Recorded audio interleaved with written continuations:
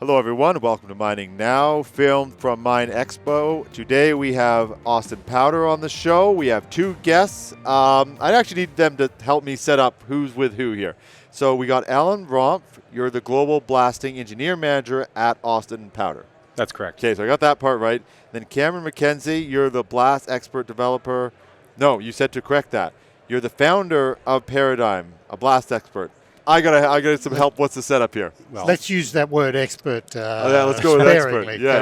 Okay, we'll use that sparingly. Yeah, what's your background? Let's start with your background. My background here is as a consultant. Okay. I'm Australian, and I work around the world in the mining industry, quarrying industry. And about 30 years, a little more than 30 years ago, I met up with some people in Austin, and we've been working together ever since. Okay. That's a good setup. And now Austin Powder. Sure. Let's give some context for anybody who doesn't know who the company is. So the company, it's an explosives manufacturer, first and foremost. It's been around for a very long time. You can see from the logo, it's been around since 1833. Began as a black powder manufacturer, and now we manufacture all things explosives and blasting related. So we also, not only do we make the explosives, but we use them professionally in mines. Okay. Okay. So you're not just delivering; you're actually on site doing the blasting. That's correct. Yes. Oh, okay. We do both. We can deliver to mines that have their own personnel for blasting, or we do that as a service as well. How long has it been delivering those services at a whole? Like when it first started, was it just selling the powder, or has it always been the sort of that explosives? Well, during my career, 1833. I mean, that's a ways. During my 22-year career, it's been both blasting service and manufacturer, of course. Originally, though, as a manufacturer for black powder for rifles and sporting, and as well as mining. I was just at a fort. We're both Canadian, right. But I was at a fort over in Western Canada, and they were shooting one of those old muskets. And this is one of these facts that nobody cares about, other than the people that do.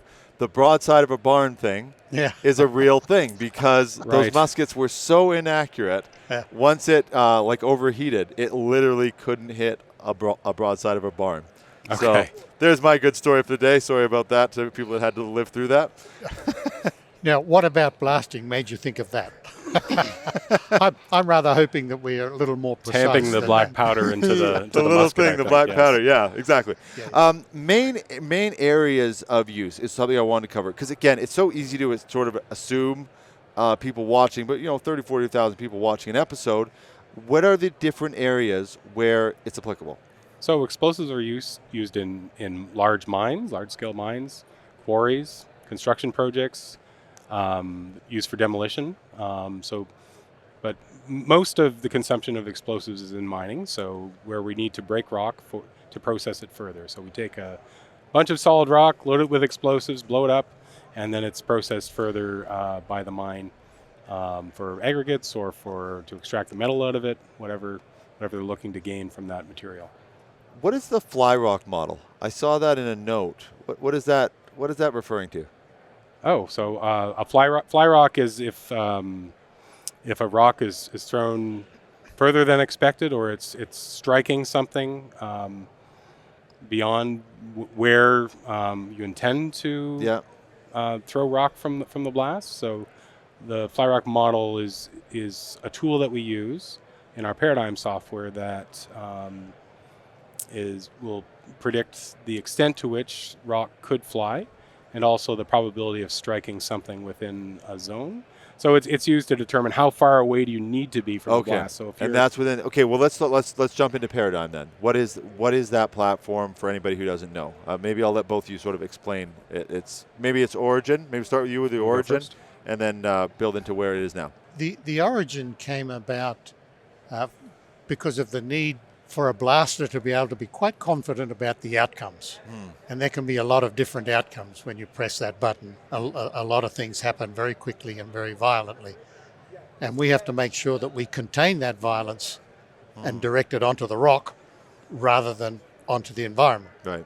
If you don't get that right, then you do have quite large fragments of rock being thrown rather large distances, like a kilometre. And even a mile. Wow. It can throw rock that far. Wow. And rock that goes that far will kill if you happen to be in its path. So that's that's kind of the worst case outcome, and that one gets a lot of attention because it is the worst case. But then also when you push that button, you like to know that everything that happens is under control. We don't get rocks the size of Volkswagens, we get rocks that are the size of a lunchbox, for example. That's what we're trying to achieve. And we only want to break the rock in front of the blast holes. We don't want to break the rock behind it because that's going to form the walls of the pit, and we're going to be working down the bottom of that pit. It's really nice when the walls stay up and don't follow you all the way down to the bottom. So it's all about being able to control the outcomes. And so mathematical modeling is all about understanding the mechanics associated with these outcomes, and then applying the principles of physics and mathematics to say, well, if I know the inputs, how much explosive and energy and all that, then I can estimate the outputs. So that's why the program started to develop, so that we could put a tool in the hands of the blasters so that they would feel confident when they push that button that what's going to happen is all in control. Let's talk about our Heavy Industry World Tour, brought to you by Savona Equipment. Find, market, and sell surplus and used equipment. And FogMaker. Protect lives and vehicles with FogMaker fire suppression systems, because safety can never be a compromise. We are heading to events across North America and Australia and filming episodes on location. Email us at info@crownsman.com to be part of Crownsman's Heavy Industry World Tour.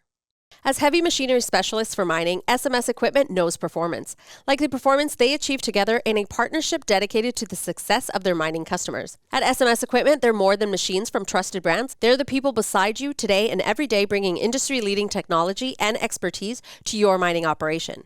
Because the right partnership makes everything possible. SMS Equipment, partners in your possibilities. Discover what's possible at smsequipment.com. Who is Savona Equipment? Savona Equipment Limited is a buyer and seller of new, used, and refurbished industrial equipment with a focus on mining and construction. They find, market, and sell surplus and used equipment. Does the equipment need work? They can refurbish. Is there something you can't find? They source those hard-to-find items. Selling equipment? They buy, consign, and broker equipment and asset packages. Need equipment moved? Savona Equipment manages logistics for worldwide delivery. Surface and underground ore processing, concentrating and refining plants and equipment, power generation and electrical, pump, material handling, alluvial placer, gold mining, recycling, and much more. If you need to buy, sell, find, refurbish, or move equipment, you need Savona Equipment. Savona Equipment, more equipment every day. Visit them at savonaequipment.com. Petro-Canada Lubricants leads the charge with cutting-edge lubricants and greases tailored to deliver outstanding equipment protection under severe loads over extreme temperatures and environments. From surface to underground mining, their products ensure maximum uptime and savings, extending drain intervals and boosting productivity.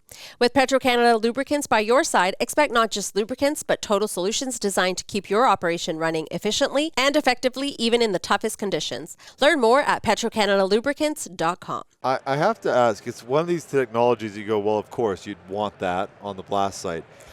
How was it done before? How did you just, what was the trial and error method? Well, a little ahead of the musket time. We'll jump, somewhere in between those. No, that's a really good question, you know. So the engineering term is an iterative process, but it's trial and error. So I love how they came up with a term for it. Of course. So, but the beauty about designing a blast in software is you can iterate before actually drilling a hole in the ground and try to determine, hey, if we change something about the process, how does that change the results? Be it ground vibration or fly rock potential, damage to the high wall. How would a change in a parameter of the blast affect the outcome? And so rather than just saying, hey, we're going to try this, we can simulate it and see, does this make sense to try this from a cost perspective and from just a practicality perspective as well. So really the previous way was see what happens. Get back. Well, one of Al's favorite comments is that, is blasting an art or is it a science? And I think really what we're saying is that it's a transitional. we're moving more and an more, art more and to a more science. closely to the science. Yeah, I don't think it's an art. It's a science that's not yet completely understood, Right. and we're working to produce tools to help people in this field better understand what they're doing. So just really basic, where is that data coming from? That paradigm, how are you extracting that information? Is there sensors that you're putting in the rock? Is it data that they've gotten from like core samples? How are you gathering to determine? Well, that's part of what I call this transition. And if you go back 50 years, I think blasting probably was much more of an art. And a blaster who could do his job really well was really highly valued. We're at the point now where we blast so often, we need so much aggregate to make our roads and our concrete for the Right. buildings and all of that. There's so much more blasting, and we don't have those really expert blasters anymore.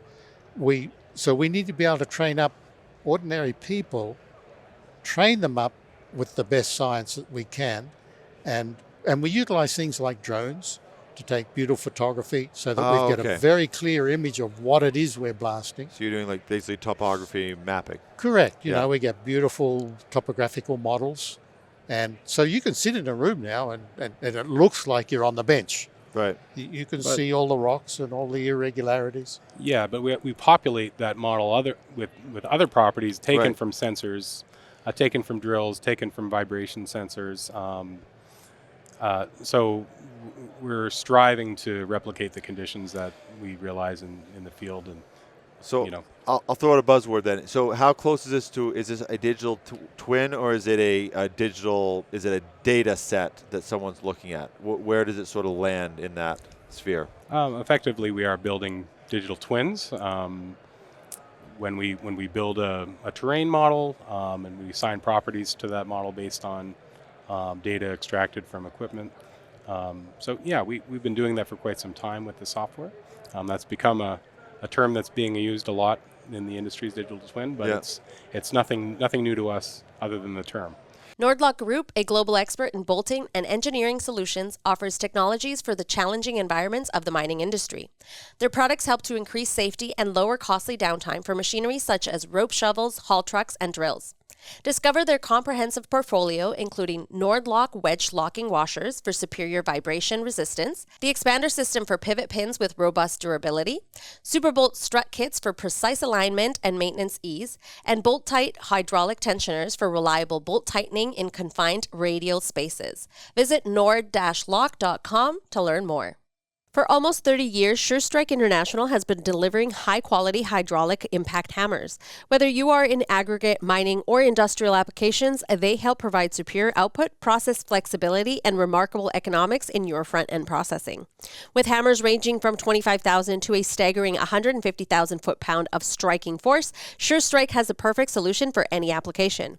It's time to optimize your front-end processing with SureStrike International. To learn more, visit them at SureStrikeInternational.com. CIM is Canada's leading technical institute dedicated to the sustainability of our industry. Members enjoy professional growth opportunities through CIM libraries, publications, webinars, societies, and the job board.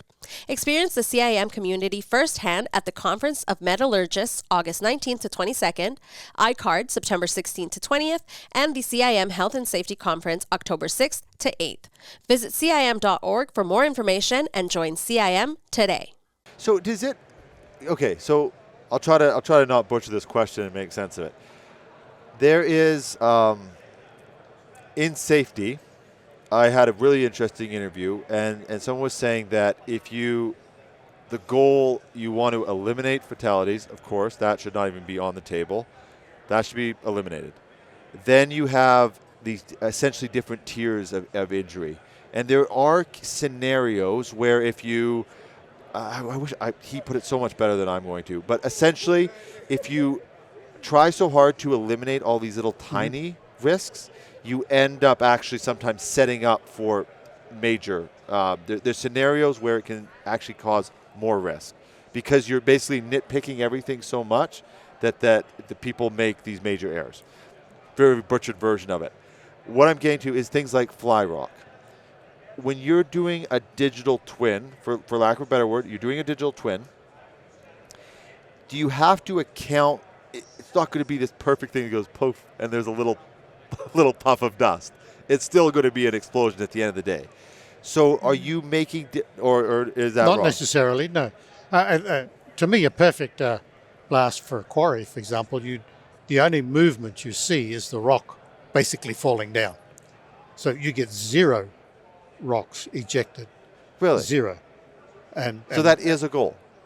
Sure. Well, Oh, wow. The rock certainly in many- moves, Right, yeah. no, but in a many controlled, ca- controlled fashion. because when we've got rocks being ejected, we've got energy that's now being released to the atmosphere, and that has other impacts as well. Overpressure, okay, it makes a loud noise, and it's not just noise. You can't even hear all of it, but you feel it as a concussion on your body, and it shakes windows and it shakes houses, and people complain. So we have to eliminate that as well. Now, in a mining environment, sometimes we go the other way and we say, look, I've got hard rock right on the top.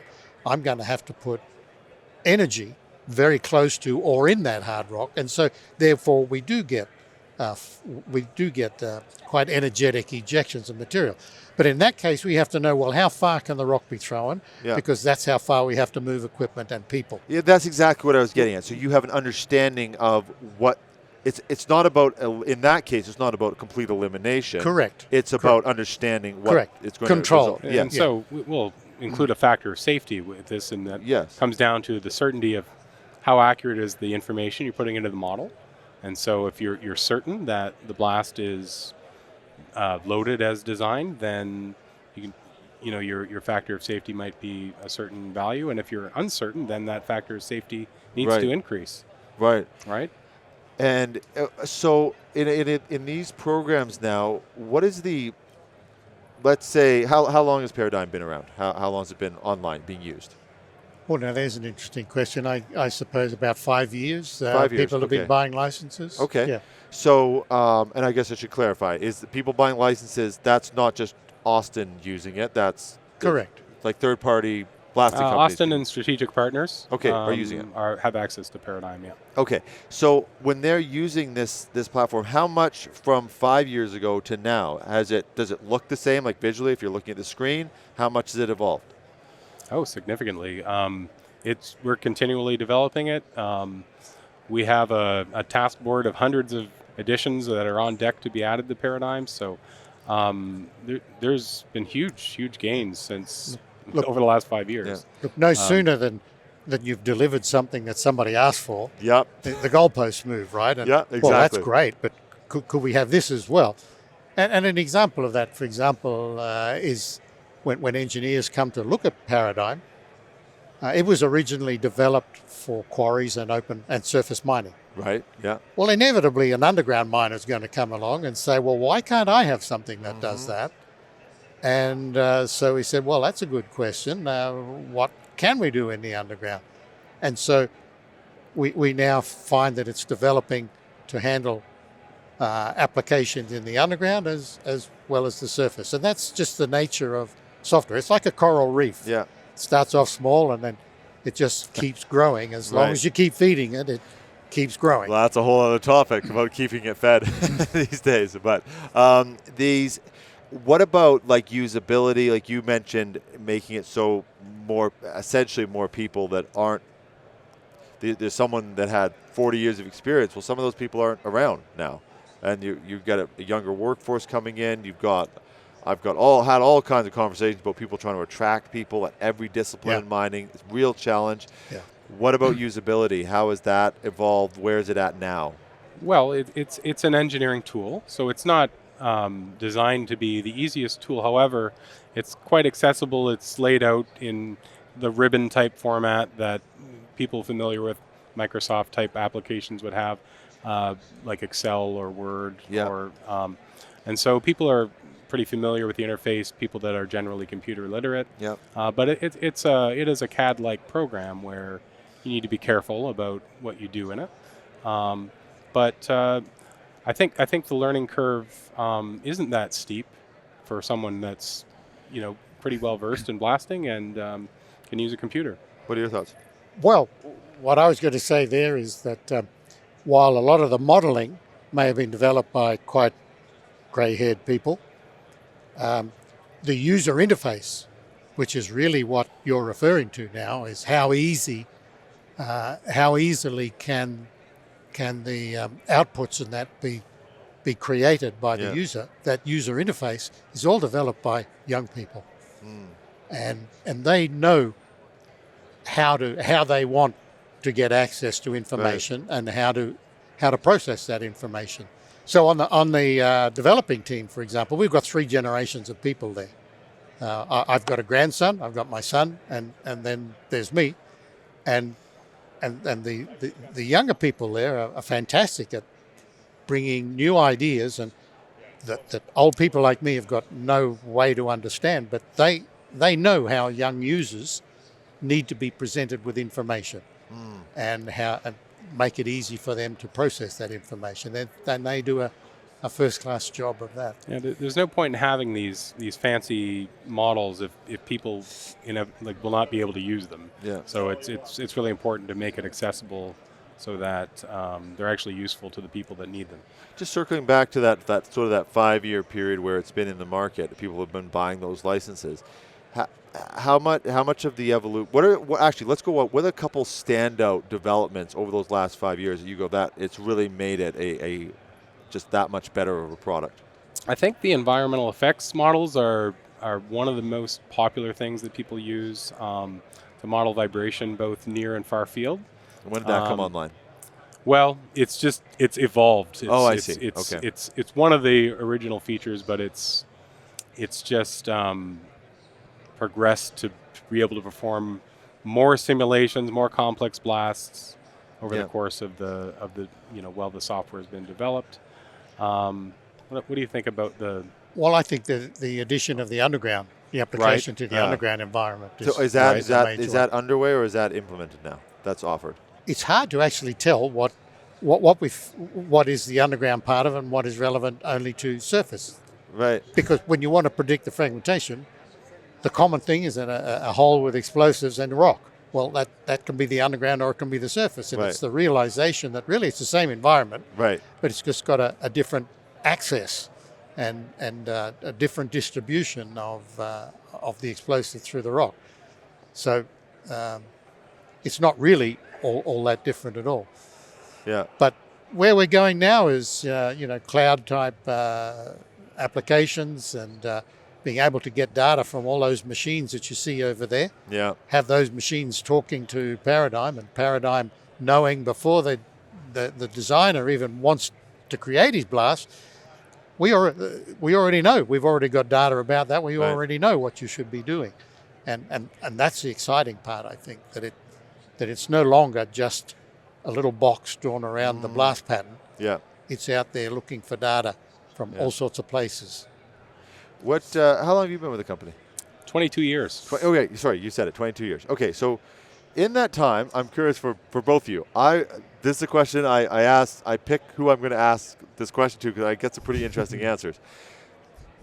What have you seen in the industry when it comes to the demand? So give a scenario. 50 years ago, you walked on with this tablet. No one would know what it was, how it was, worked. They wouldn't even know how to turn it on or get in. Now, everybody walking around here pretty much has a smartphone, and they're pretty handy, pretty much at all ages now.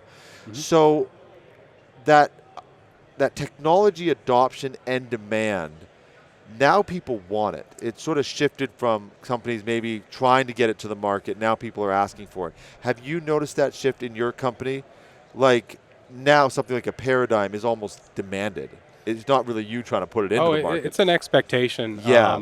Mines are more and more high tech, and from their explosive supplier, they do expect a good software package to model and design their blasts. Yeah. And we think we provide a very good one for that. Was it like that, but 10 years ago, was it like that? Or would it almost be like you'd have to try to sell them on this thing? Or not really? It's not a hard sell. What happens is you show a few blasters, and especially the young ones are just drawn to it like a moth to light. Right. They're crying out for the young. The difference between the younger blasters and maybe the older ones is that the younger ones are looking for more of this modern connection via electronics, via a tablet, via your phone. They don't even really want it on a computer. They want it down to something smaller. Yeah, computer's and not more good enough mobile. anymore. No, it's got to be something smaller than that. And the young people are drawn to that. That's just how they think these days. That if they've got a problem, they go to your phone, and and ultimately, that's where we'd like all of this to go, to have access to this sort of technology, make it as easy and as interesting and as fun and as enticing as we possibly can. And there's a demand. The demand is driving that. There's an expectation, absolutely. Yeah, that's an interesting way of putting it. It's expectation. It's well, not, the expectation is demand. Expectation is a better word. Yeah, and it's on both sides. I mean, the clients see it and want it. See, we like the look of that technology. We want you to have it. The blasters want it because it makes them feel great and confident that they really understand and got everything in control. Because what you need to understand is when that guy pushes that button, he's at risk. Yeah. Anything goes wrong, the guy who pushes the button, it's his problem. Right. Okay. So he needs every bit of assistance he can possibly get to feel confident that everything's going to work out when he pushes that button. Yep. For a wrap up, I'll ask both of you. Most interesting or standout question that you've gotten at this event? Start with you, sir. How the heck did it happen? I mean, you try to describe an event. This is my first time here. Okay? Oh, it is? Okay, I've known about it for many years. My first time here. And I still believe this is in the impossible basket. I don't know. This is smoke and mirrors. It's got to be a Photoshop job. So. Well, it is Vegas. You might go tap on one of those machines and it might be hollow. They're real. I did that. They're real. Okay. And big is such a small word. Yeah. And it just doesn't come anywhere close I to know. I tried to describe an it, event but like people can't until you go. And then you see people walking. People that don't even know. People will come with their partners or whatever. And you can see there's a it's sort of... not just the size of the machinery, it's the diversity. In the services and the beauty of some of these designs, you look at you can see this is pristine design, and the countries from all over the world are representing their engineering capability. It's quite beautiful engineering. Yeah. What about you? What's an interesting, maybe through the booth coming through? What's an interesting question you've gotten?